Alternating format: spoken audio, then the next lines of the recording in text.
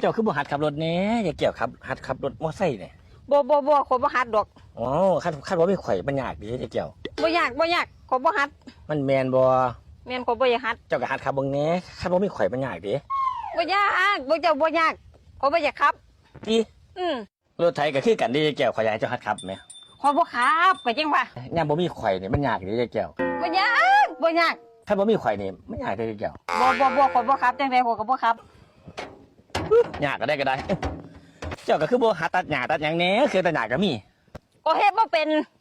เอาคันว่ามีข่อยมันยากดิบ่ยากติ